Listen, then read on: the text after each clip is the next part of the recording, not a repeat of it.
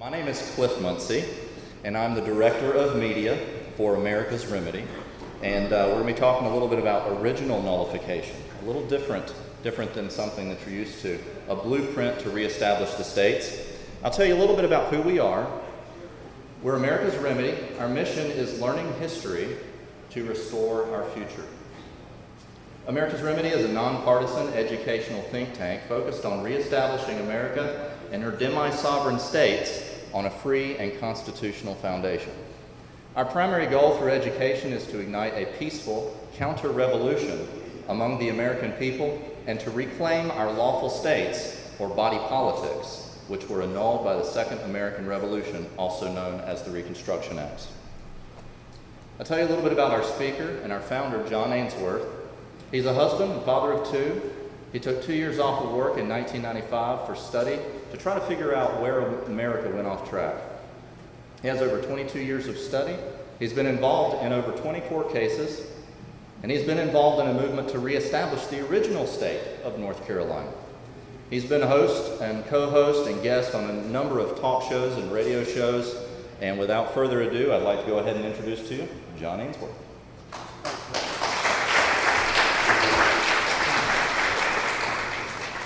Okay, well, again, I want to thank everyone for coming out. Like Cliff said, we're going to challenge you. What we have that's unique is a study it takes to get America back on its lawful foundation. I think we're all in here, we're all in a common cause. America is off its rails. It's going in a direction that I think people my age, even younger, older, could have never possibly imagined 30 years ago where we're at. And what I'm here to tell you, what I want to teach you, is some of the things that we've got. The amount of information I'm going to give you is extremely limited of what we've got just because of the time limit we have. But what I want to do is give you a thumbnail sketch to look at how we got off the rails, and I'm going to present a legal argument of how do we get back our constitutional government. And hopefully I'll teach you all things you've never seen before. Now, what our goal is to attack a single root violation of the Constitution to nullify all subsequent violations. So we're nullifiers. But to be a nullifier, you can only attack an unconstitutional act. If Congress has the authority to do something, you can't nullify it. So we are wanting to attack a single root violation, but we've got to find that violation. You know, there's 1,000 hacking at the branches of evil for one who is striking at the root. Right now, the system has got us so successfully divided, we have thousands hacking at little branches here and there and there. I want to get us focused on what is the root cause? Where did we go off the rails here in America? And we're going to provide an outline, and we're going to provide a historical and legal background of what happened. Cliff's going to be doing the remedy and progress made so far, and proposals for a large-scale movement. And what we're going to focus on now is that. I want to tell you a little bit of my story. I started figuring out things were wrong around 1990. And it's like, something's not right here. And it led me on a path.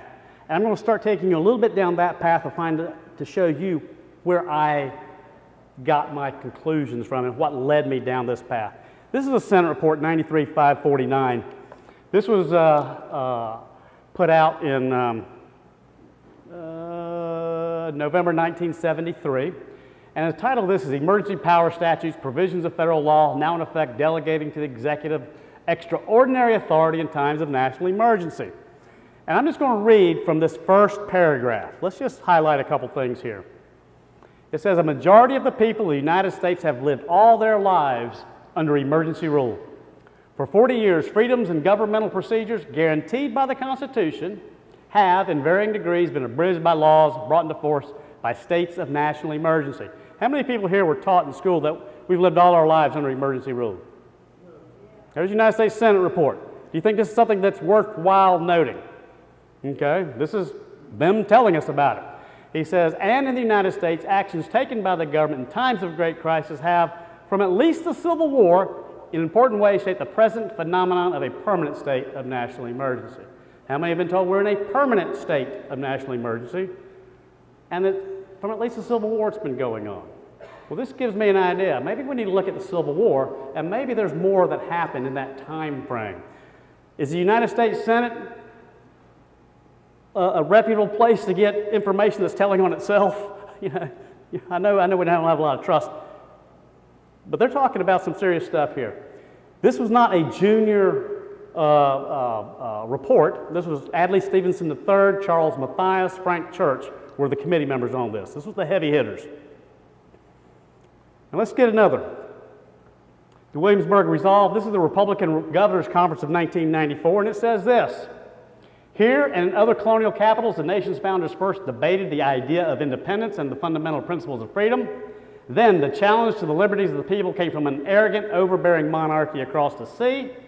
Today, that challenge comes from our own federal government, a government that has defied and that now ignores virtually every constitutional limit fashioned by the framers to confine its reach and thus guard the freedoms of the people. How many people agree with that? Okay, upon two witnesses, we got two witnesses that say the federal government is not operating within its bounds, and we're in a state of national emergency. Well, let's start doing a little bit of study. Let's just understand what a state is. What is a state? What's a state? What's a body politic? They're the same thing. A state is a politically organized body of people under a single government. A state is the people. The people are the state. The people are the body politic. We draft the Constitution, or a constitution for a government. That's a government for the people, a government for the state. And here's a little circular thing. The people are the body politic. The people are the sovereignty. The sovereignty resides in the body politic. The state government is the government of the people. The sovereignty resides in the state government. I mean, that's just the people and the state. How many people here feel the people of this state have control and sovereignty over what happens and what laws we're under versus what's forced upon us? Redefining marriage. These things, did the people of North Carolina say, we want to do that? Did the people of North Carolina say, we want to get rid of prayer in school? Did the people of North Carolina say, we want to get rid of No, all this stuff is forced upon us, and we want to see how this happened. And I'm going to show you it's done by an unconstitutional act, and this is a term that's put out there a lot. Let's just define it. An unconstitutional act is not a law. It confers no rights, it imposes no duties, it affords no protection, it creates no office, it is in legal contemplation, as inoperative as though it had never been passed. Therefore, an unconstitutional act purporting to create an office gives no validity to the acts of persons acting under color of its authority. And that's a Supreme Court case. Now again, what we're going to be looking for and what I'm pointing you people at is an unconstitutional act. We want to find one where we can get legal remedy. And that unconstitutional act has to injure us for us to have standing in court. And let's just look at standing. I'm not going to go through this entire thing. I got it off of Wikipedia just because I didn't want copyright infringements from LexisNexis and Black's Law and all that. And so basically, standing in court is the term of ability of a party to demonstrate to the court sufficient connection to and harm from the law or action challenged. Okay, so you have to be an injured party to have standing. You have to be able to get remedy from the court. You can't say, those people were injured, I want to have a court, I want to get a court ruling on it. You have to be injured. And so that's the question at the very end of this we want to ask. Who has standing to bring up the constitutional violations I'm going to show you? If the foundations are destroyed, what can the righteous do? How many people here believe our foundations have been destroyed in this country? Okay? Righteous, the morally right, justifiable, virtuous, justifiable. Okay? Oh man, what does the Lord require of you? To do justice, to love mercy, walk humbly with your God. We have to do justice. Not many times does the Bible tell us what are you required to do. Do justice. So if we see an injustice, we have a duty as a morally right people to fix that.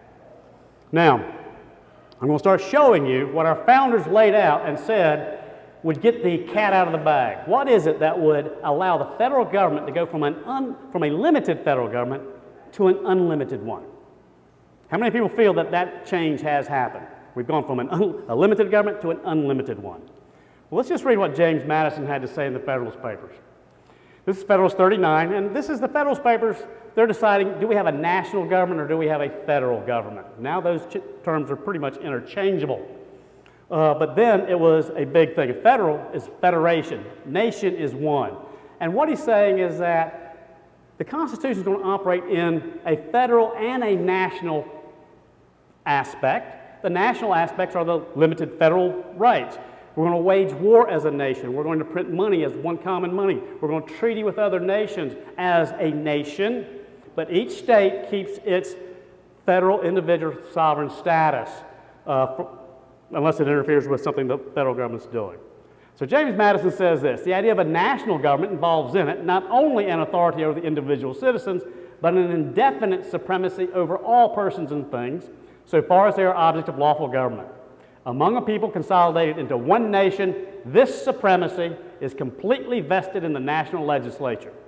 In this relation, then, the proposed government cannot be deemed a national one, since its jurisdiction extends to certain enumerated objects only. And what I'm getting at is, what they're saying is that if you can nationalize citizenship, make everyone a citizen of the nation rather than a citizen of their state, then Congress, the national legislature, would have an indefinite supremacy over all persons and things. I'm going to show you a little law graph. This is how this nation was originally set up. We were set up, and this is the Creator created. God is a creator. He created, God's laws, and everything below cannot violate the Creator. Can God's laws violate God? No. Okay, He created man. We're not supposed to violate God's laws, but have we? Yes, we have. We have fallen man. But we're not supposed to violate God or God's laws. God allows us to make our own laws, organize our affairs how we want. In this country, we originally had the original state constitutions. We had the state citizens. They created the federal government. Now, the way this graph operates, this is Article 1 through 7, the Bill of Rights 1 through 10. And each one of these squares is a lawful delegation of authority. They're operating within their bounds. And what I'm here to say is that there's a spot right there where an unconstitutional act, this is the point that we want to be looking at. Something happened right there that created, and all these circles are unconstitutional operations, laws, agencies, things of this nature. So what we want to do is we want to look at that spot right there, because right now we got hundreds of thousands of people spending hundreds of thousands of man hours. Like here's the Second Amendment fighting, Brady Bill or all sorts of things, fighting all these different things, and we want people fighting one thing. Because this is the way our government sits today, is we have the federal government's on top, the states are below it, and God's on the bottom. Everything's been flipped upside down. This is the way, and it's all based on all these unconstitutional acts are at the top and are controlling what's going on. I want you to start seeing something. I'm going to start showing you some court cases. I want you to start seeing where they get their authority to make the ruling. Lawrence versus Texas struck down the sodomy laws in 2003. Gets its violation of the Due Process Clause of the 14th Amendment. It gets its authority to rule on that based upon a violation of the 14th Amendment. Roe versus Wade violated the Due Process Clause of the 14th Amendment.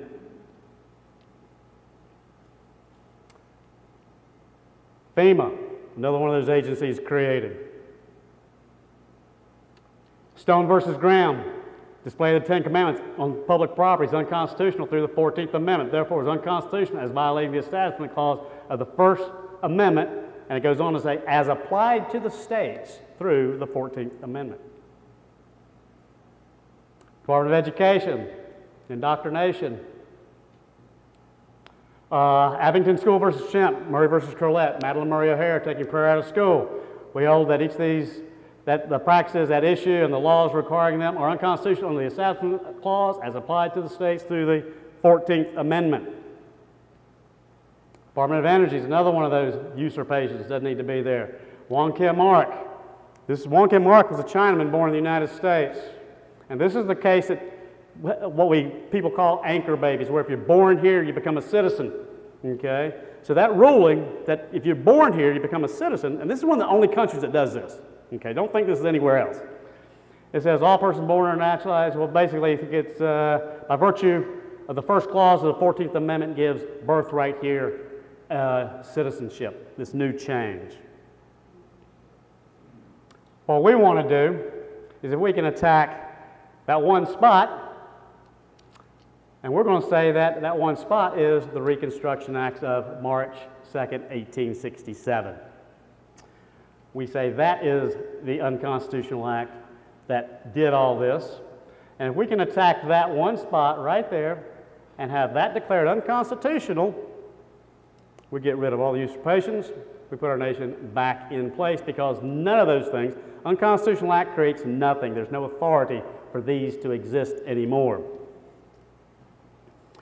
I want to give a quick timeline of the Civil War. There's a lot I have to leave out. I got to leave out the unconstitutionality of the war. I've got to leave out, Lincoln's actions. I got to just leave out so much stuff. But let's just look at the war. The war was basically over. Congress passed an object of the war.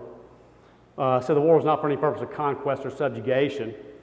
Congress did not recognize, and Lincoln did not recognize, the ordinances of secession to be valid, so they're null and void. That all the southern states, North Carolina, they're still in the Union. You've never left. You're merely in rebellion to lawful authority. Because if they left the Union, it'd be a war against a foreign nation. So they had to say you've never left the Union. So the war was fought entirely on the concept that the southern states never left the Union. We'll talk a little bit about North Carolina. What happened with North Carolina? And this gets into the war. It says we held a state election on February 28, 1861 on whether to hold a convention on secession. Remember, Abraham Lincoln is inaugurated March 4th. There was a call for a convention, was defeated by 651 votes. North Carolina had voted basically to stay in the Union. This is a week before Abraham Lincoln's inaugurated. Citizens held the belief that the federal government could not force one state to wage war on another. Article 3, Section 3, treason consists only in levying war against states. April 12th, Fort Sumter is fired upon. April 15th, Lincoln calls on Governor Ellis to provide 2 regiments of troops. War is inevitable. North Carolina must decide whether to fight the North or the South. And let's look at this little correspondence from Mr. Lincoln himself. He sent a correspondence to John Ellis calling for 2 regiments of troops to put down the rebellion of the seceded states. And John Ellis said, I can be no party to this wicked violation of the laws of this country and to this war upon the liberties of free people. You can get no troops from North Carolina. We did not secede to keep slaves. We seceded because it was very apparent Abraham Lincoln had no intention of guaranteeing the securities to the states as guaranteed in the Constitution. And we seceded on May 20th, 1861. So again, I just want to fast forward to the end of the war, to the Reconstruction Acts. The war is basically over in April of 1865. 1866, peace is declared by presidential proclamation. In 1865, in December of 1865, the 13th Amendment abolishing slavery is ratified and passed. North Carolina is considered back in the Union in December of 1865 to the degree that Congress sent them a proposed amendment to the Constitution, and they said, okay, we're going to vote, and North Carolina voted on it, I believe it was December 8th, 1861, and it became part of the national Constitution. So North Carolina is in the Union December 1865. 1866, peace is declared. June of 1866, Congress proposes the 14th Amendment. Remember that one I was showing you all those court cases on? They proposed the 14th Amendment. Only one of the former southern states adopted it, and that was Tennessee. The 14th Amendment was going to nationalize citizenship. Remember I showed you what nationalized citizenship does with James Madison in the Federalist Papers. So you've got the 14th Amendment being proposed in June of 1866. The southern states, 10 of them say, no, we're not going to participate in it. So what does Congress do? They changed the object of the war 2 years after the war was over. They said, we believe it was for conquest. We believe we conquered the southern states, their conquered territories. We're going to reduce them to territories. And they did that in 1867. How many people knew that's what the Reconstruction Acts were about? And the sole purpose of the Reconstruction Act was to make sure the 14th Amendment is ratified. And I'm going to show that to you. Here is the Reconstruction Act. Now, a lot of people say that North Carolina was readmitted. You know, we seceded and therefore we were readmitted. Secession was considered a nullity. The whole war was based on we were not in the Union, we were not out of the Union. Okay? What got us out of the Union? What got North Carolina out of the Union? This one sentence. Whereas no legal state governments or adequate protection of life or property now exists, and now I'll go to this one here, in the states of North Carolina until loyal and Republican state governments can be legally established. Now they're going from loyal governments to Congress rather than to the state. This is an act of Congress. I want you to see if you can see any unconstitutionality. Does Congress have the authority just by decree? Because this is the sentence that took North Carolina out of the Union. Whereas they just decreed, you're out of the Union, you're not a state. Is that unconstitutional? Where is that power granted? I say you have a constitutional violation right there. But let's go to Section 5 of the Reconstruction Act. It says that, and what they're doing is they're saying that you're a territory now in North Carolina, and this did not apply to Tennessee, because Tennessee adopted the 14th Amendment. It says you're a territory. In order to become a state, you have to have a new convention. And it says, when the people of any one set of the rebel states shall form the constitution of government in conformity with the Constitution of the United States, except such as may be disfranchised for participation in rebellion. So what this is, anyone who participated in the rebellion, in the war in North Carolina, you weren't allowed to vote. Is that putting a government for the people of North Carolina in place? No, it's putting sympathizers to Congress in place.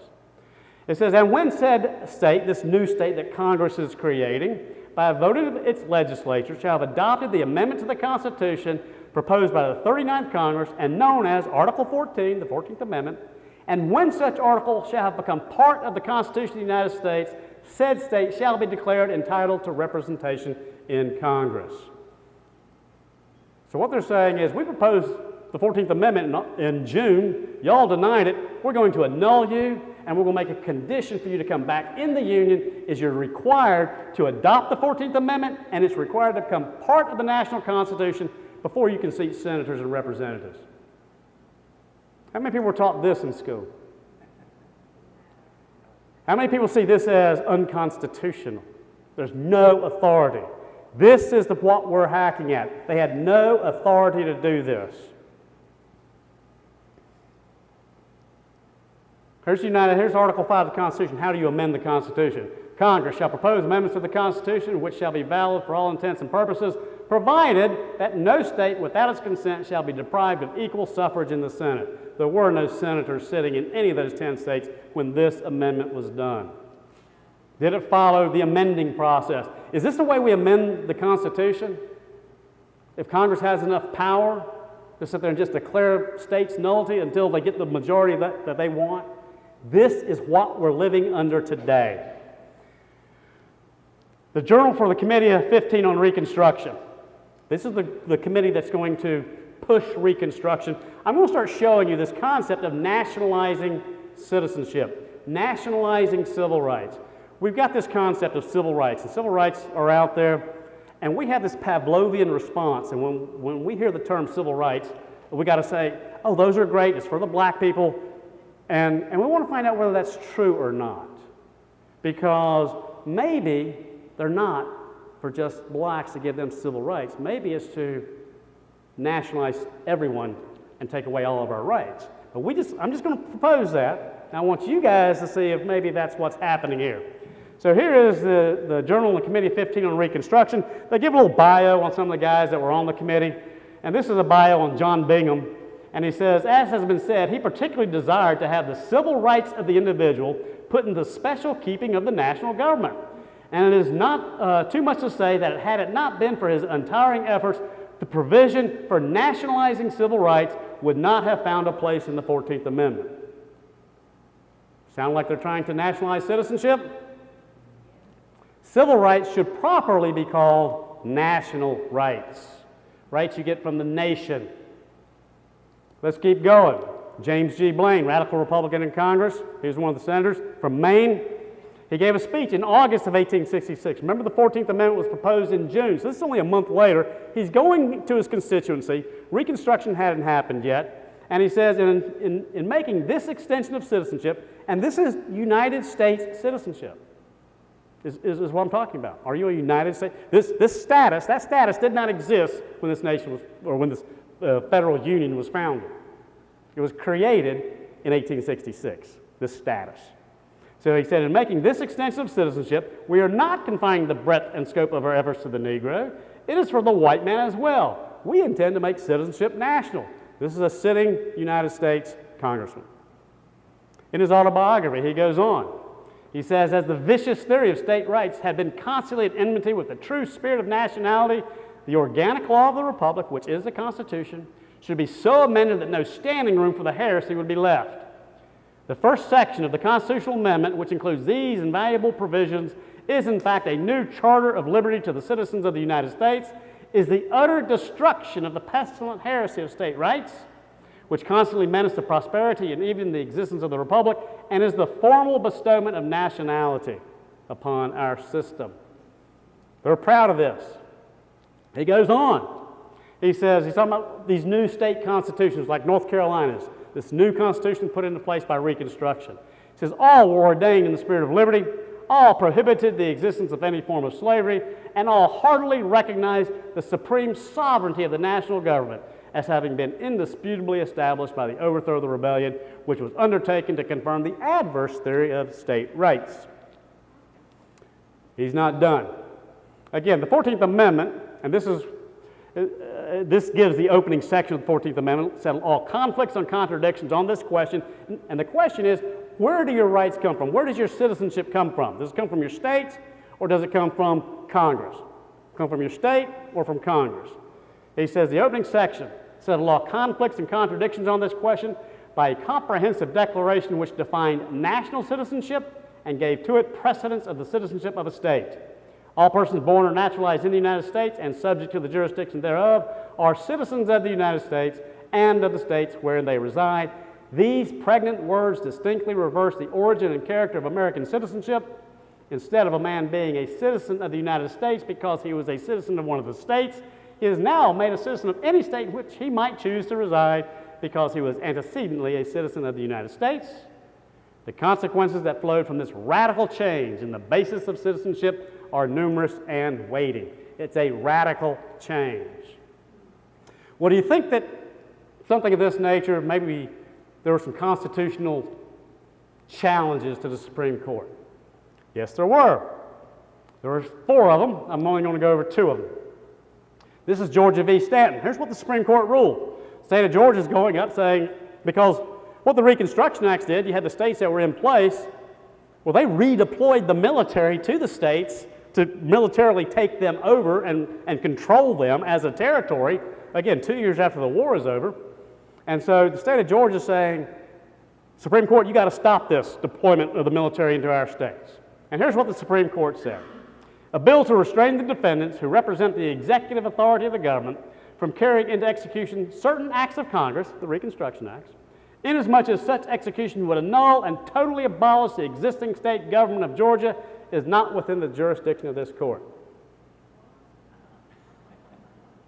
Federalist Papers tell us that the Supreme Court is supposed to be a bulwark between the people and an over-encroaching federal government. Are they acting as a bulwark here? No. And they actually did a whole lot worse. We'll go to the next case. This is the case that should curl your hair. I haven't even shown you things that should curl your hair yet. This one will.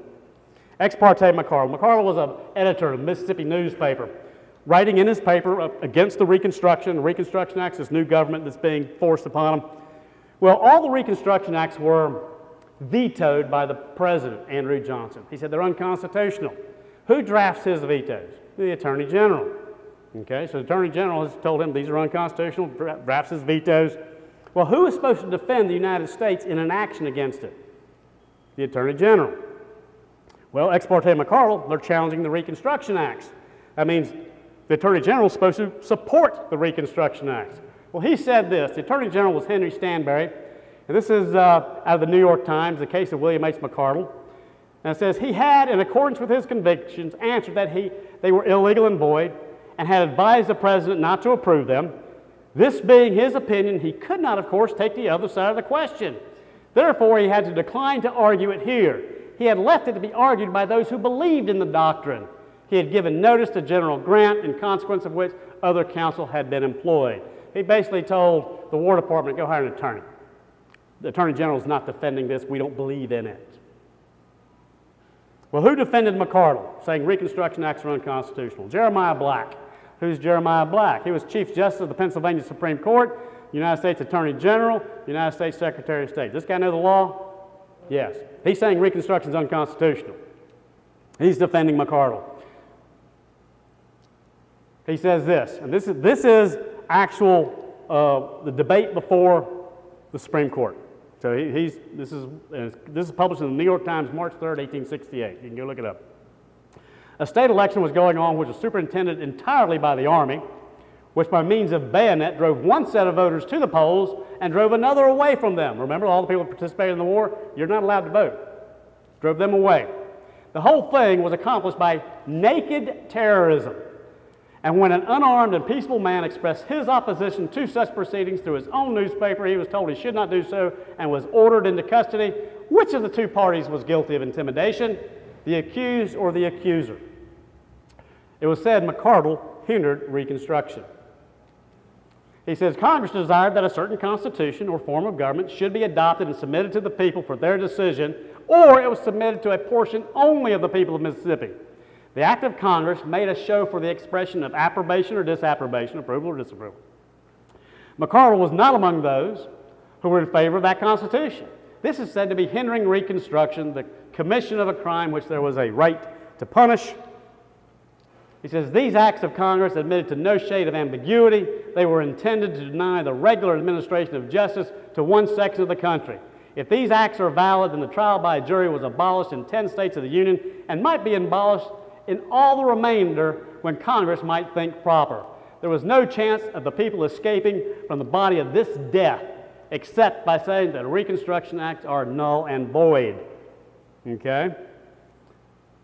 He's saying they're null and void. Former Supreme Court Justice, or Chief of the Supreme Court of Pennsylvania. Well, who defended the United States government? A guy by the name of Lyman Trumbull, and he was a senator, a sitting senator from Illinois. What do we think about senators from Illinois in general? I mean, might be some issues there. Senator from Illinois. And basically, he argued that I shall commence what I have to say by denying the jurisdiction of the court to hear this case, and if I establish that proposition, of course, the court cannot entertain jurisdiction of it. The propositions which I have endeavored to maintain are first, that the court has no jurisdiction of the case because the Act of February 5th, 1867 did not authorize the circuit court to take jurisdiction of it. He's basically saying the courts don't have jurisdiction to hear this. He's not arguing they're constitutional. He's just saying the courts don't have jurisdiction to hear it. Who do you think is going to win this case? It was argued for 3 days before the United States Supreme Court. Clearly, there's no constitutionality. So what does Lyman Trumbull do? He's a sitting to United States Senator. He goes across the street from the Supreme Court over to the U.S. Congress and gets his buddies together, and they enact a law to take away the jurisdiction of the court to make a ruling on this case. Okay? Let's see how that goes over. This is out of the Congressional Record, actually Congressional Globe at the time. This is his floor debate talking about this legislation that's going to take away the Supreme Court's jurisdiction. And he says, in my judgment, there's no such great importance to be attached to it. It's a bill of very little importance in my judgment, and I wish to say to the senator from Maryland that the Supreme Court has not decided that any case is pending before it under the Act of February 5th, 1867. No such decision has been made, nor do I believe any such decision would ever be made. Now, there is no such case that is pending in the Supreme Court, and there has been no such case pending in the Supreme Court. He argued it days before. This is a bald-faced lie. Well, he gets called out. This is Senator Doolittle of Wisconsin. He says, Mr. President, my honorable friend from Illinois seems to think that there is no importance in this measure, that it affects nothing and nobody, that there is no case pending in the Supreme Court which this act will affect, that it is a mistake and a delusion on our part to suppose that there is any such case under the law of 1867. Well, sir, if he be correct in this, why the great haste in pressing the bill? Sir, I apprehend that the honorable senator from Illinois is altogether mistaken in his view, which he now presents, that this is a very important measure, that there is a very important case pending in the Supreme Court under the act which it is now proposed to repeal. The honorable senator himself, as counsel in that court, he argued it, if I am correctly informed, with other counsel, made a motion to dismiss a case pending in the Supreme Court or alleged to be pending under this act, and the court refused to dismiss it. We all know, the whole world knows, this case of McArdle is pending in the Supreme Court, brought up on appeal under the Act of 1867 from the Circuit Court of Mississippi, and that case has been argued by eminent counsel, and that it is pending. It is important because the case involves the constitutionality of the Reconstruction Acts. It involves the constitutionality of these acts which have been passed by Congress. If there be no such case before the court, why does the honorable senator desire to pass a bill to take away jurisdiction of a case which does not exist? Mr. President, the truth is, and we may as well look it square in the face, is because men know that these acts will be decided to be unconstitutional. That is the reason why they desire to take away from the court the consideration of the question. Now, let's fast forward to where we are today.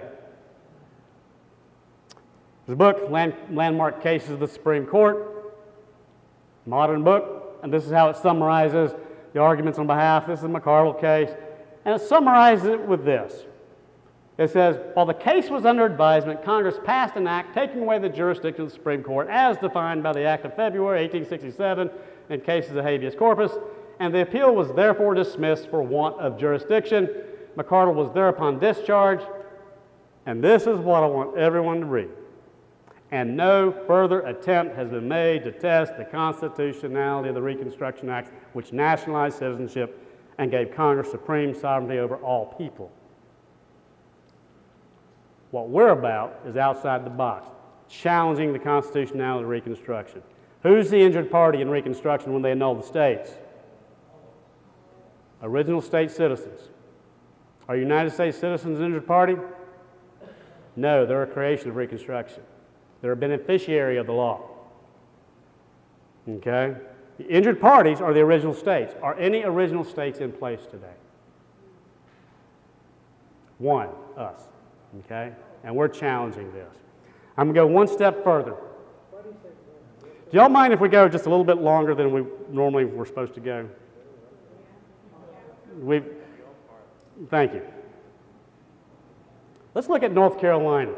How was this government of North Carolina from the original Constitution to this new Constitution? How was it changed? What actions took place?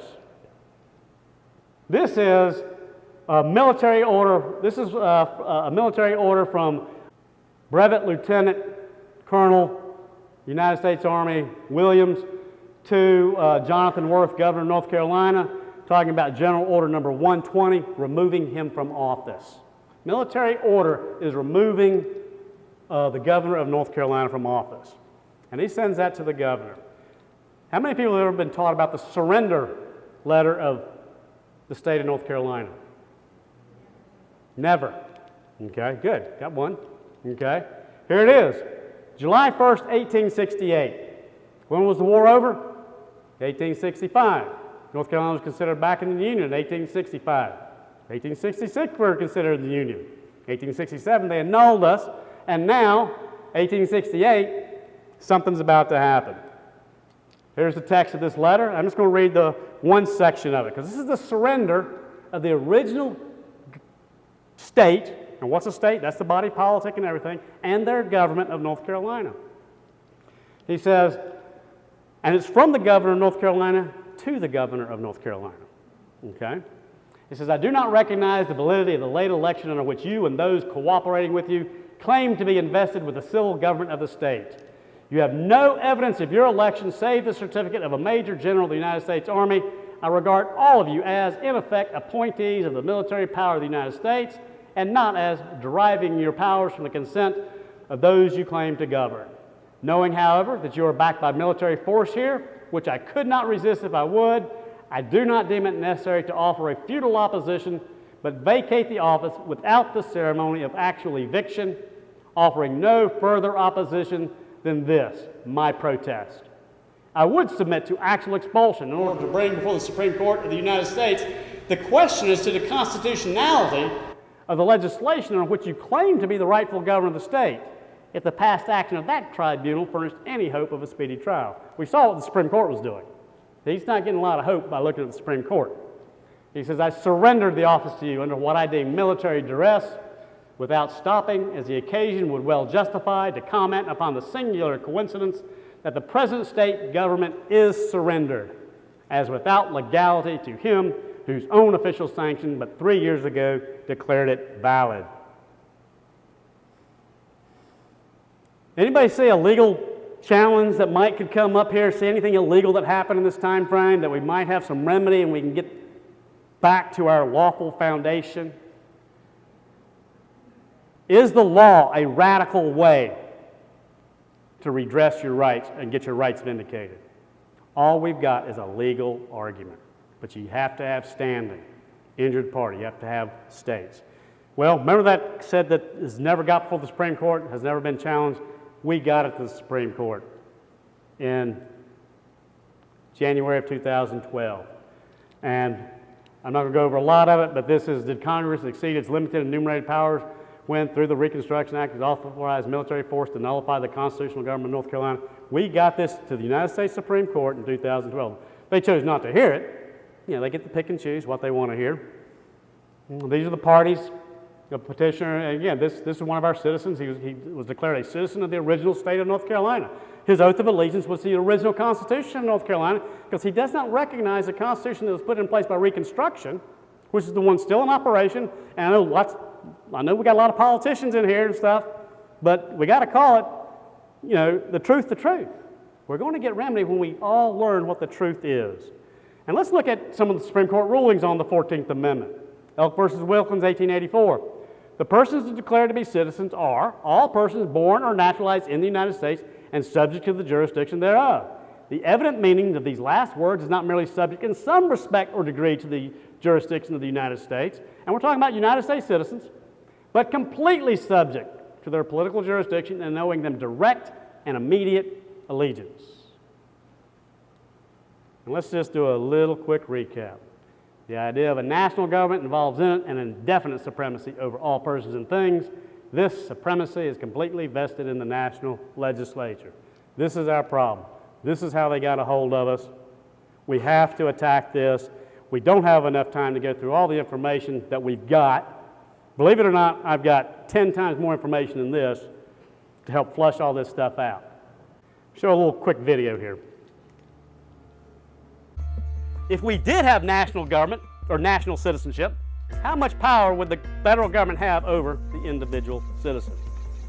You can nationalize citizenship. They would have an indefinite supremacy over all persons and things. This is what our founding fathers said would happen if it evolved into that. Was the 14th Amendment and Reconstruction Acts designed for the freed slaves, or were they designed to nationalize citizenship? That's what we've got to try to decide. Well, let's go to the writings. James G. Blaine, he was one of the representatives in Congress. He says, and in making this extension of citizenship, we are not confining the breadth and scope of our efforts to the Negro. It is for the white man as well. We intend to make citizenship national. Okay? He also said this in his books, in his autobiography. He says, as the vicious theory of state rights had been constantly at enmity with the true spirit of nationality, the organic law of the Republic, which is the Constitution, should be so amended that no standing room for the heresy would be left. Because get rid of state rights. Again, if you get rid of state citizenship, make everyone a citizen of Congress, there are no independent states. They're all composed of United States citizens rather than North Carolinians, South Carolinians, Virginians. Lawrence versus Texas, which struck down the sodomy laws, it violated the due process clause of the 14th Amendment of the Constitution. Roe versus Wade. State criminal abortion law violated the due process clause of the 14th Amendment. Stone versus Graham, it takes away the 10 Commandments, violation of the 14th Amendment. Abington School versus Shemp, same thing. Again, they get their power to make the ruling through the 14th Amendment. The idea of a national government involves in it an authority over the individual citizens and an indefinite supremacy over all persons and things. This supremacy is completely vested in the national legislature. But he said that's not what the intention was. But now, that's what we've got. We have two directions we can go in. We can say, this is water under the bridge. Nothing we can do about it. So therefore, here we are. We've just got to do the best we can in this situation. But the problem with that is, we're always looking at the original intent of the Constitution, saying we've got those rights when they're really overthrown by this legislation.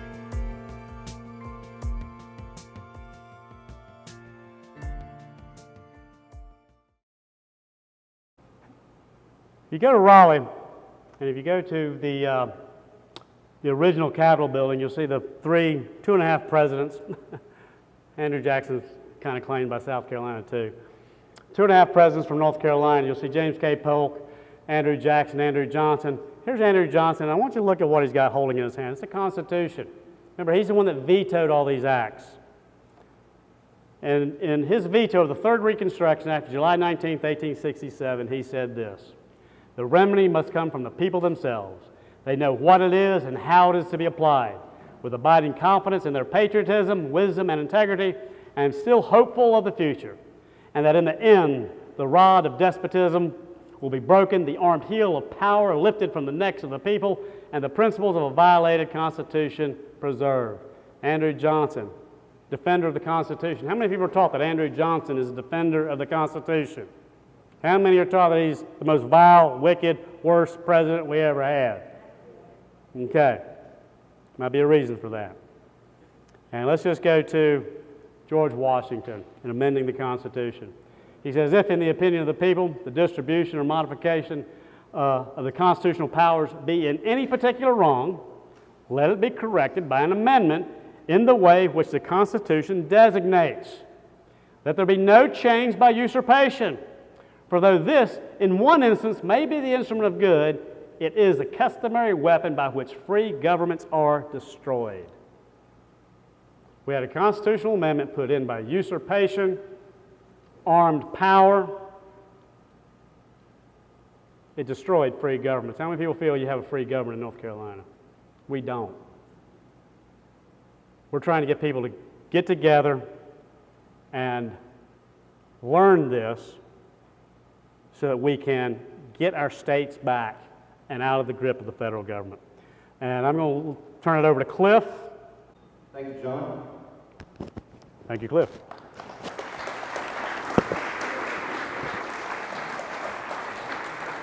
How many here think that John built a pretty good case against Reconstruction and the nationalization of citizenship?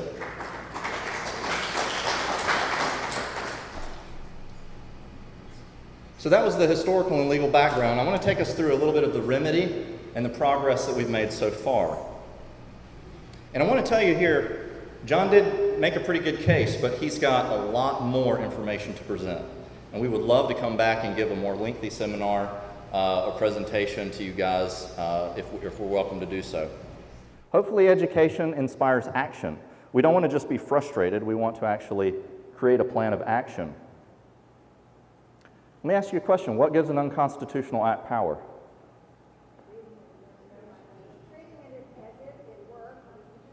Treating it as if it were constitutional. That's a good answer. How about obedience?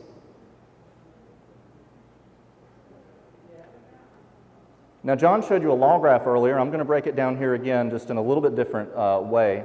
But this is the order of authority that we had in America. Of course, the creator on the top and the created on the bottom. We had God. God created man. Man organizes himself in states composed of state citizens. And we had states that were over the federal government. They gave the federal government a very specific, limited list of enumerated powers. Now, with Reconstruction and the 14th Amendment, the nationalization of citizenship, we flipped this arrangement completely upside down, where the federal government is on the top, states are on the bottom, citizenship is nationalized, and we want to wipe God off the map. So who are these little red people? These are United States citizens. We are giving aid and comfort in our participation in the original revolution. How do we remedy a revolution? What's the opposite of revolution? Well, in order to get back to a federal union, a true federal union, where we have loyal state citizens from what we have today, which is a nation in which every state is composed of national U.S. citizens, in order to go from what we have today to what we had then, we want to reverse the revolution. We want to have a counter-revolution. We want to reestablish lawful states. And by reestablishing lawful states, do we remember what the definition of a state is? People. We want to reestablish ourselves because we want to obey only what's constitutional. It's a little backwards way of thinking from the way we normally think. So we realized this in 1997, we reestablished the original de jure state of North Carolina. So that sounds pretty out of the box. Well, let me explain it. Has anyone ever heard that 2 states called North Carolina have entered the American Union? John hit on it just a moment ago. But 2 states called North Carolina have entered the American Union. This was the original state for the freemen, for free people of North Carolina. It was the 12th state to enter the American Union. And we've seen this flag here. This one entered June 25th, 1868. You remember when Reconstruction happened, 1867, 68? This was the 39th state to enter the American Union. And this one is for U.S. citizens residing in North Carolina. If you go back to the constitutions of these states, this is the wording that you will see and who these states are ordained for. So this is the difference in these two-body politics. Now, as John's illustrated just a minute ago, the one on the left here we would refer to as de jure, and the one on the right we would refer to as de facto. De jure is a lawful term. This was of the consent of the governed. And de facto meaning that it's of fact. It's actually here in existence and it's being recognized, but it's not necessarily put in place lawfully.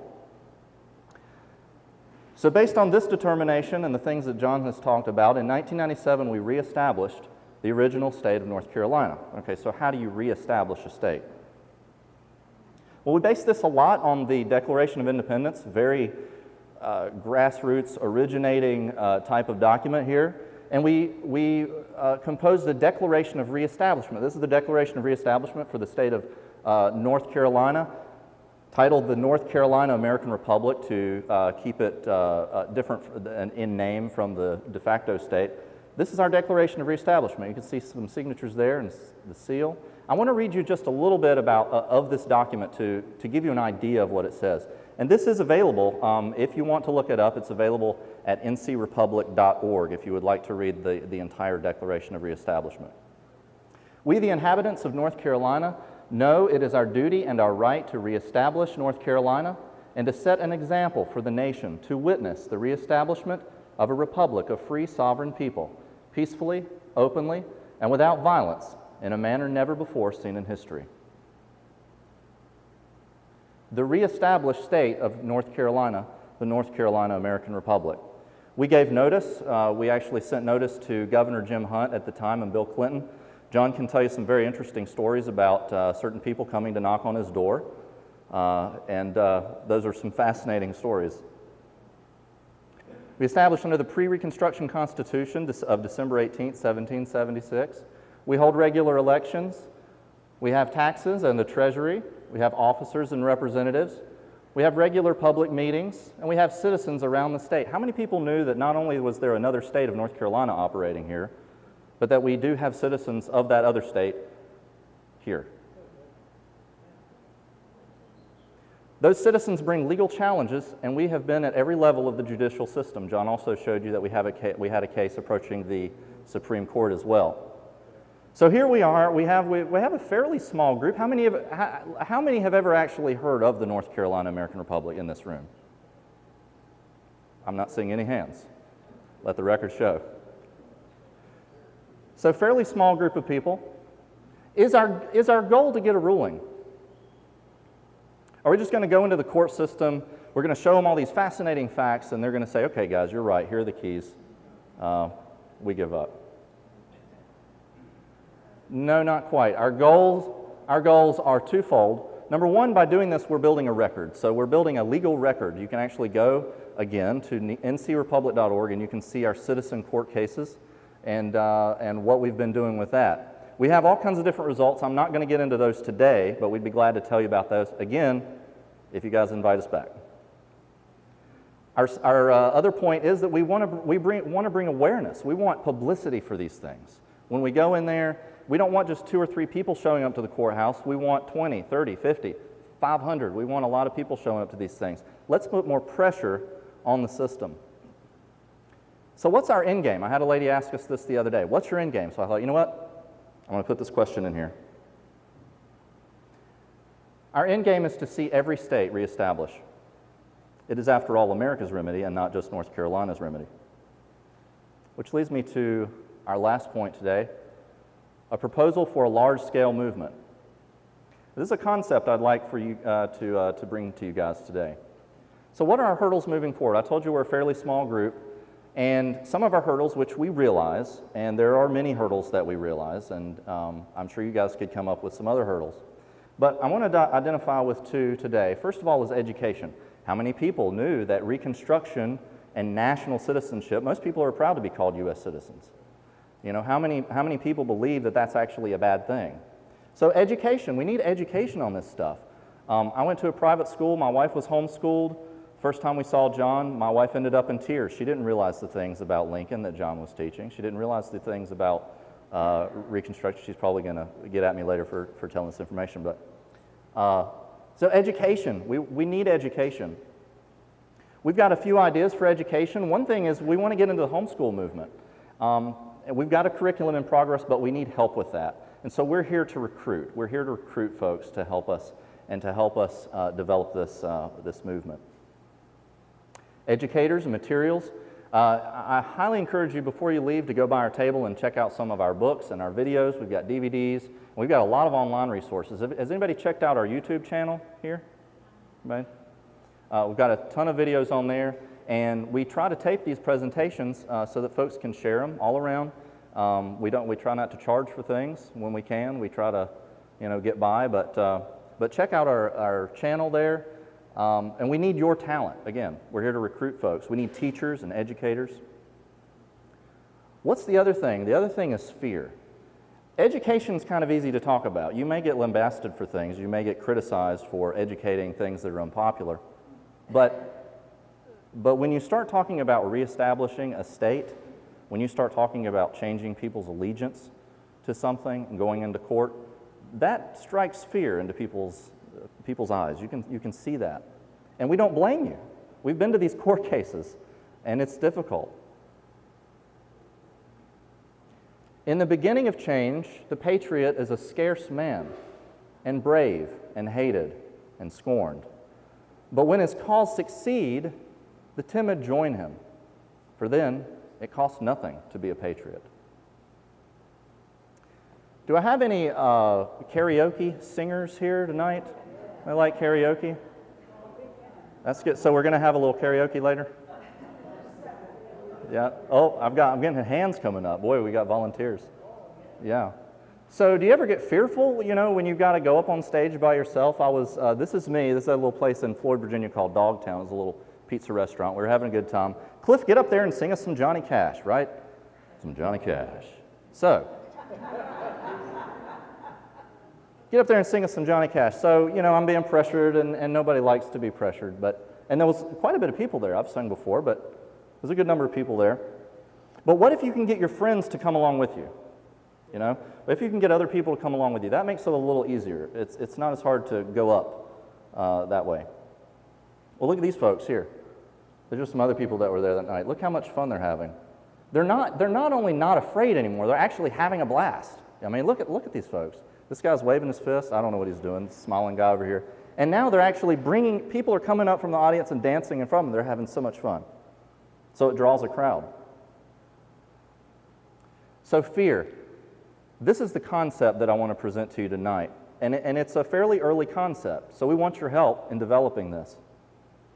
But maybe we can build an interim movement in order to build a network, in order to network with one another. Before we press this thing forward at full speed, maybe we can develop a network. Because not only does this alleviate fear and is there comfort in numbers, there's also power in numbers. Has anyone ever heard of the New Hampshire Free State Project? Anybody familiar with that? Okay. I'm not going to get into real deep detail about the New Hampshire Free State Project, but I want to give you just a little thumbnail sketch because of their methodology that they use. Okay, so this is straight from Wikipedia. Their methodology was a political migration founded in 2001, and the idea was to recruit 20,000 libertarians and have the participants sign a statement of intent or a pledge to relocate. These are people that are going to pack up their bags and move to New Hampshire within 5 years of reaching 20,000 pledges. 20,000 pledges. Now, they have had some success. I've got some numbers down there. I'm not going to go over all this. But the idea is that we want to see the numbers first before we commit to this thing. If you get the numbers, then we'll go. That's the concept that they're addressing. I think that's an interesting concept, and it's something that perhaps that we could use. So I want to introduce to you an idea called the Reestablish the States movement. Now again, this is a concept,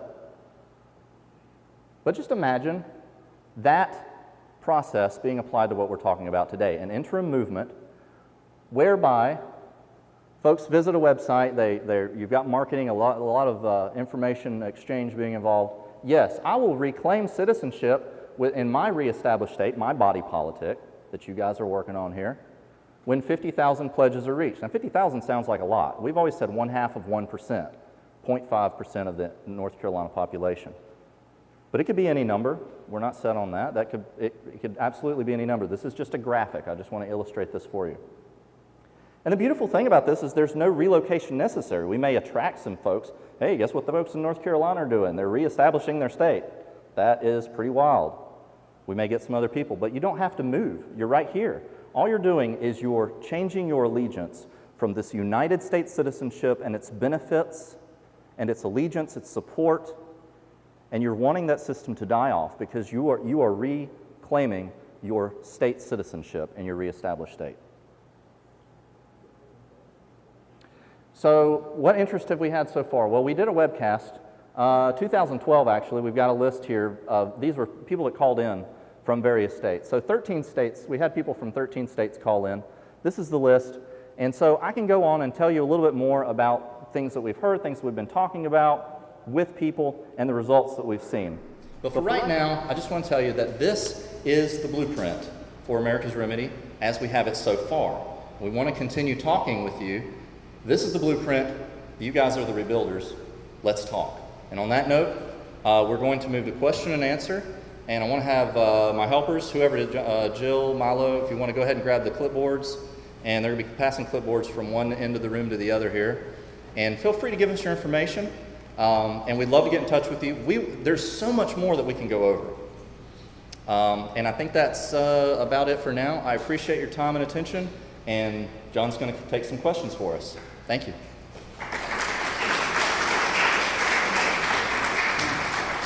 One quick note, just how many people who know Larry Pittman?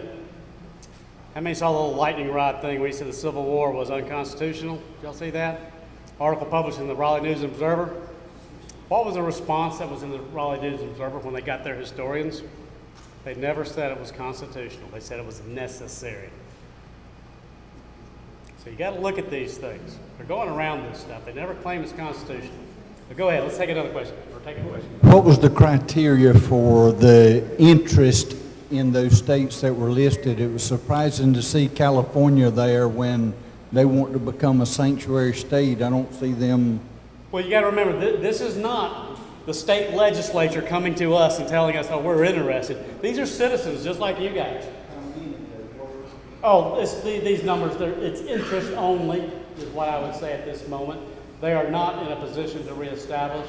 These are, we start getting callers in, people start, but everyone wants to see movement. What we're looking for is, we're getting these places because our issue is we're challenging jurisdiction. This is our legal argument. Who has the authority to exercise lawful constitutional jurisdiction over the soil of North Carolina? The United States citizens created by Congress that they put in here by military force, or the free people of North Carolina that established the Constitution of 1776, because they were vacated by the United States military.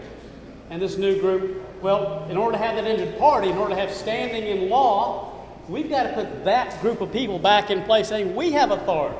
And to give you an example of how we're framing our cases here is, I don't have a driver's license, okay? So I go into court and say, I don't need one. You know, I don't recognize your state as being lawfully created. I don't recognize Reconstruction as creating a lawful state. If you can prove you're a lawfully created state, I will get your license. Fair enough? How many times does a state have to prove it's lawfully created? Once. To this date, they have never done it.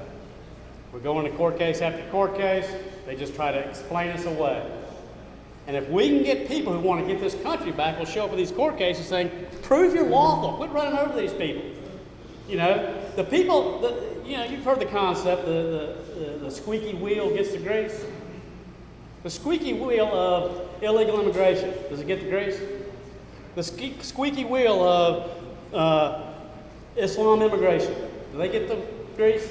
The squeaky wheel of LGBT, do they get? When are we going to be the squeaky wheel? When are we going to say, we're standing up and we're demanding our rights back? And when we can get to that point, the problem is we've never had a solid foundation upon which we could stand. And what we want to do is give us the solid foundation upon which we can stand, and we have a legal argument to reclaim what was criminally and illegally taken away from us. And that's what we're about. Next question. When I first heard about this program, I thought it was more of an economic debate. You mentioned Alexander Hamilton and Ron Paul or somebody like that, and I thought it was on the financial status of the United States.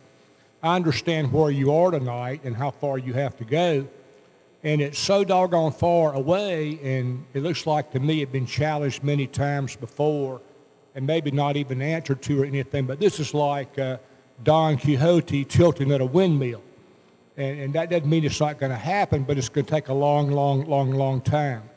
And it makes me go back to think, I think the election year 2000, when Ron Paul ran against George Bush and whoever ran against that point in time, Gore, that's right, and Bush barely won, maybe didn't win, but the Constitution, I mean, the Supreme Court said he did, but Ron Paul was out there too causing trouble, and that's all I have to say.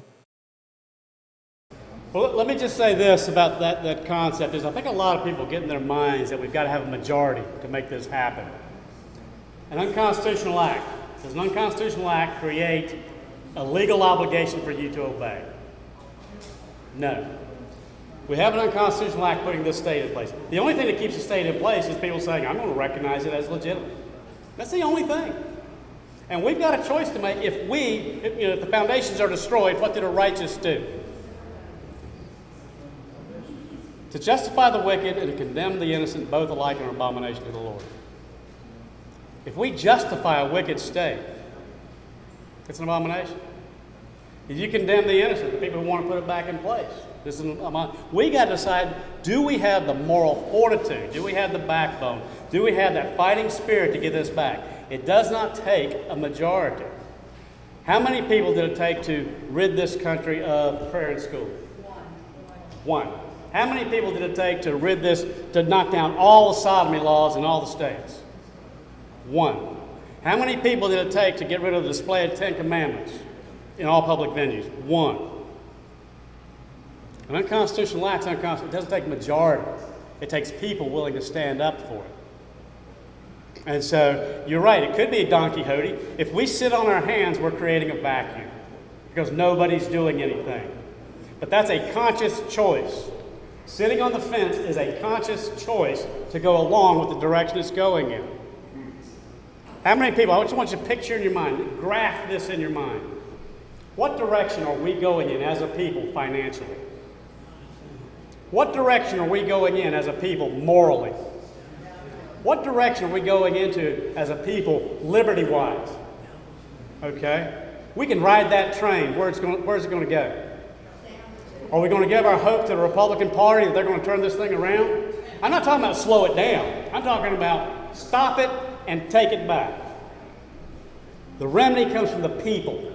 When we empower ourselves that we want to get this country back, we can start getting it back. But it takes standing up. And we are an abused people. We are so used to just saying, accepting all this stuff, these unconstitutional acts. The stuff they're telling our daughters they got to let guys come into their showers and lockers. What are we doing about this, people? We're letting it happen. There's nothing we can do about it. I'm telling you, there is something we can do about it. Learn the truth, stand up for the truth. We worship a God of the truth. Jesus is the way, the truth, and life. Jesus introduced the Holy Spirit as the Spirit of truth. Truth that leads into all truth. And if we worship a God of truth and we're to emulate our God, we're to emulate the truth. Know the truth, stand on the truth, proclaim the truth. Stand up for justice, stand against injustice. These are what we're required to do. I believe. Well, first of all, I want to thank you for opening my eyes to a lot of history that I didn't know, and I intend to study further. Feel that about a lot of your presentation. I intend to study further.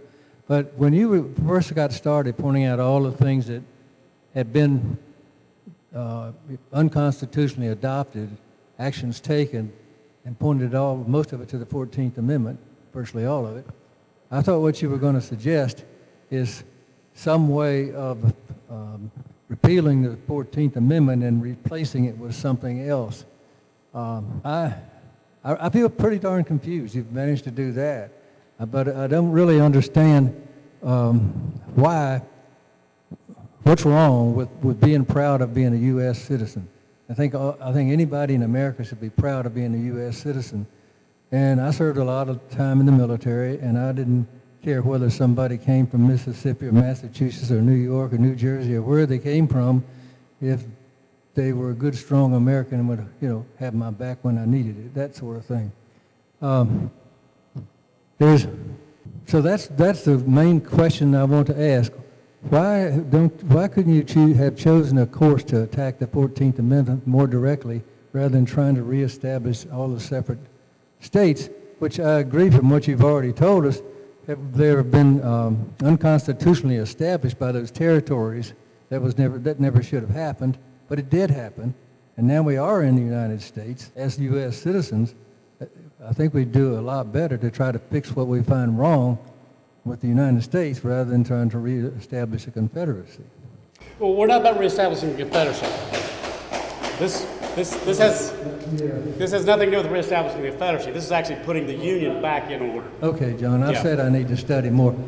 That was a great question. I mean, the issue is attacking the United States citizenship status. This is the confusion we live in today, is we look back at the Constitution. Who was the Constitution designed to protect? States and state citizens, right? That's what made it a limited government. What makes it an unlimited government? If all the citizens of the states can be converted to national citizenship. This term, United States citizen, never existed at the founding of this country. It did not exist. It was a creation of an act of 1866 put into place through the 14th Amendment, which nationalized citizenship. As a U.S. citizen, the federal government has supreme sovereignty over you. There are no states' rights. Okay? Nullification is only if you can nullify a unconstitutional act. Huh? Well, here's what the United States federal courts have ruled on United States citizenship. U.S. versus Ballantyne. The only absolute and unqualified right of a United States citizen is the residence within the territorial boundaries of the United States. The only absolute and unqualified right of a United States citizen is to residence within the territorial boundaries. Well, but here's the way the law works. The law works that whenever Congress passes a law, all laws, according to the courts, are supposed to be deemed lawful and constitutional. And they've got a rule on it as if it is, until it's challenged to be unconstitutional. That's just the way the courts work. Otherwise, the courts are always, so the courts are making all these rulings upon the basis that the 14th Amendment and Reconstruction were lawful and constitutional. They're saying that's a legitimate authority Congress exercised. So now we have to interpret what are the rights of United States citizens. Here's what, to give you an idea of how this works. Prior to this, We had citizens of North Carolina, citizens of South Carolina, citizens of Texas, blah, blah, blah. Not United States citizens. Well, the citizens of Texas could say, we say abortion is illegal. Citizen of New York could say, we say abortion is lawful. They could do that. That's state rights. Because as individual states, they could decide that. But when you make them both United States citizens, and you rule that a United States citizen has a right to an abortion, how many states are composed of United States citizens? All of them. So all of a sudden that ruling goes, say, all states, because you're all United States citizens. You're not state citizens anymore. Think of the European Union. You know, you got France, you got Italy, you got Germany. They all get to do whatever they want, kind of like the United States was originally. It's a union, but they all kind of keep their sovereignty. Let's change them all to European citizens. They're not Frenchmen anymore. They're just European citizens. Now, if you have a right to be a European citizen to an abortion or whatever, this is where the doctrine of in one nation, you got the same rights in another nation. This is where this doctrine of equality, you know, that these things put into place is everyone is equal under the 14th Amendment, which means it used to be like North Carolina, Article 32. Article 32 of the original North Carolina Constitution, you were required to be a Christian to hold office. That was taken away by Reconstruction. Still actually in the current Constitution. Believe in God. Belief in God. Article 32 said you were required to believe in the truth of the Protestant religion and the divine authority of the Old and New Testament. Not a belief in God, because a belief in God can be a generic concept. South Carolina originally said that the Christian Protestant religion is hereby declared deemed to be the official religion of the state. That's taken out by Reconstruction. So our Christian heritage is taken out by Reconstruction. Because now it says everyone's equal. And that's why you can't have the display of the Ten Commandments, because if everyone's equal, and you have an atheist or a Muslim or whatever, and they see the Christian Ten Commandments there, I don't feel good about that. Why can't we repeal? Oh, why can't we repeal? Do you understand what I'm saying? I mean, so why can't we repeal the 14th Amendment? Well, then you would annul your status. You know, think of it this way. Think of France during World War II, when the Vichy government came in. You got France, the Nazis come in. They want a Nazi-sympathizing government in there, right? They want the government that's going to support them. What happened to the Free French government? They're displaced. France is still composed of Frenchmen. But now their allegiance has changed to a different sovereign. Rather than to themselves, it was to Berlin, as long as they didn't want to get, you know, shot. Okay? So that's what you got going on. So here we have a change of allegiance. Our allegiance now is not to our state as a United States citizen. Your allegiance as a United States citizen is to the national government, and they become the sovereign. They created you. Your status was created by the United States Congress by the act of April 4th, 1866. Your status was created. A United States citizen's status was created by Congress. A state citizen's status was existing before the Constitution. They created the federal Constitution. I mean, that's kind of... Now, how many people think this is one of the most controversial topics you've ever heard before? It has definitely the tenets. Okay, Nancy. Yes, ma'am.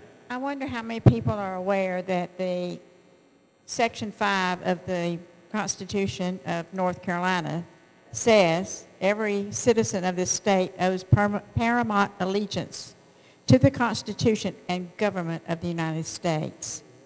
And no law or ordinance of the state in contravention or subversion thereof can have any binding force. I really think that we need to get rid of Section 5 and Section 6 of the North Carolina Constitution. And now I know that was put in there and was with a gun to somebody's head to allow North Carolina to come back into a union, which I'm not so sure that was probably the smartest thing to do. But that's just me. But this really bothers me. I mean, every time I read this, I get really ticked off. I don't think that was a question, but. Well, again, I think one of the things, I know we present a lot of information here, and I know it can get confusing, and it's kind of like getting a lot of information out of a fire hydrant, you know. It's tough. What I wanted to do today the concept we wanted to put out is there is a legal argument that we can exploit if we want to. We're exploiting it. Okay, we're trying to fight to get this country back. It's not to get rid of a loyalty to the federal union, as it's just becoming a North Carolinian again, as a member of the American Union, going back to a federal government rather than the national government. National government of one. When you have a national government of one, I didn't show you a lot of slides in here. One of the things is Thaddeus Stevens, one of the founders of Reconstruction, he said on the House floor, he said, he's talking about Andrew Johnson thinking that this is a nation of satraps and kings, and he says that this is a government of the people, and that Congress is the people. That's said on the floor of the United States Congress by Thaddeus Stevens, who helped put this legislation through. It's a total change. Remember, this is a radical change in what was founded to what we've got. Do we not feel this radical change? Okay, I'm going to come to you in just a second, Rainer. With what Nancy was talking about, the revised or the new Constitution Right. actually argues against itself because it has Section 5 and Section 4, which talks about secession prohibited and the allegiance to the United States.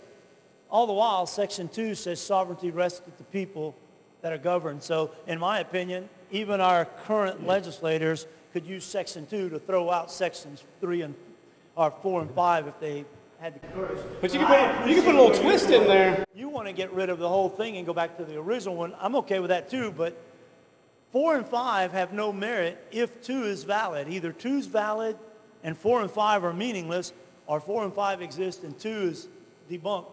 I'm with you. I think we need to look elsewhere. Well, we've got a whole talk we can do on the lawfulness of secession and what's the history of secession. Again, we can't go through every issue here. And think about it, when you go to the legal books nowadays, they said the issue of secession was settled by the war. I mean, you read that all the time. It's written everywhere. Okay, well, right, right, absolutely.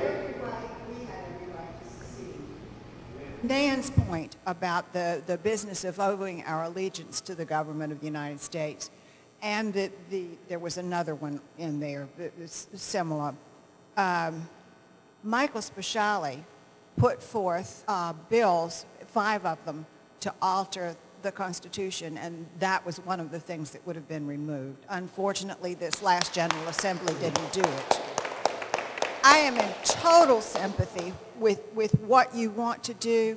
I am uncomfortable with the methodology, but so far as the goal is concerned, my Lord, I'm with you 100%.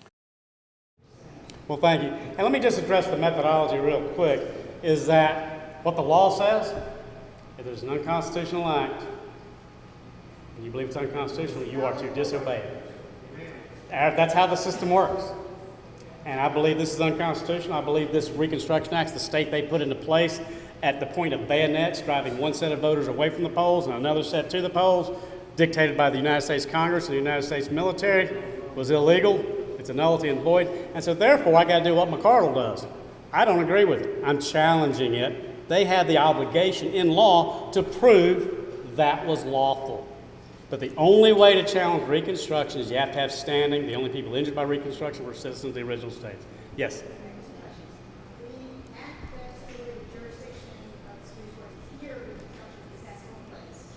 Okay, that was the act of February 5th, 1867. There's a little bit of history that goes into that. Congress, the act of, she was talking about the act of February 1867 that's in the McCardle case that they're talking about. Okay, so we're going to address that. That act, if you look at the history of habeas corpus, the federal government got rid of habeas corpus for the war. They didn't want people to have a right to go to the Supreme Court. And they didn't want the Southerners to go to the Supreme Court about the lawfulness of the war, just like we were talking about Jefferson Davis. They didn't want that to happen, so they wanted to shut it. They shut it down. Well, that was declared unconstitutional by the Supreme Court. That they could not suspend the writ of habeas corpus everywhere the courts were open, because they were suspended in all the northern states too, and all the southern states. And so what ended up happening, okay, now the war's over. Well, now the southern states are doing some things, some little nefarious things to some of these Yankee sympathizers. They want an avenue to get to the Supreme Court. So they passed an act to open up a path to the Supreme Court, the Act of February 1867, for the people in the southern states to get habeas corpus to the Supreme Court to get out of the jails. Okay, so McCardle used that path, and they said, okay, we got to shut this path down. Well, they didn't have the right to suspend the writ of habeas corpus in the first place.